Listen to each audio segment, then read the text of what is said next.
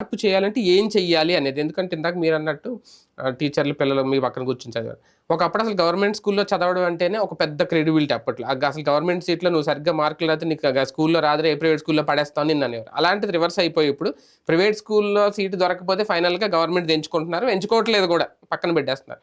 అలాంటి దాన్ని ఒక ఇంగ్లీష్ మీడియం మనం లేదంటే ఇప్పుడు బైజూస్ కంటెంట్ యాప్స్ ట్యాబ్స్ ఇచ్చి దాదాపు ఎంత మార్పు చేయాలో అంతా చేశారు జగన్మోహన్ రెడ్డి గారు. మరి ఇంకా ఉందేమో, ఇంకా చేస్తే ఓకే. కానీ ఇప్పుడు దాన్ని మార్చేయడం అంటే మళ్ళీ మొదట తీసుకెళ్ళడమా, వెనక్కి తీసుకెళ్ళడమా, ఇంకా డెవలప్ అంటే ఏం చెయ్యాలి అనేది ఇక్కడ లోకేష్ ముందు సవాలు. పెద్ద సవాల్ ఏముందంటే, ఒకటి ఇవన్నీ పెట్టారు, ఇవి దశల వారీగా పెట్టే క్రమంలో వాళ్ళకి రీచ్ కాల పిల్లలకి. ఇప్పుడు ఈ బైలింగ్వల్ టెక్స్ట్ బుక్స్ ఇట్లాంటివి తెచ్చారు. అయితే ఒక్క రోజులో పిల్లలు ఎట్ట మారిపోతారు?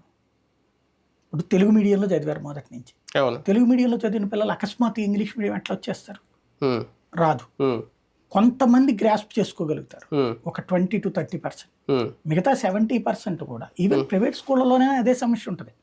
ప్రైవేట్ స్కూళ్ళలో ఒకరికి 400 మార్కులు వస్తాయి, ఒకరికి 600 మార్కులు వస్తాయి. మనం 600 మార్కుల గురించి మాట్లాడుకుంటాం.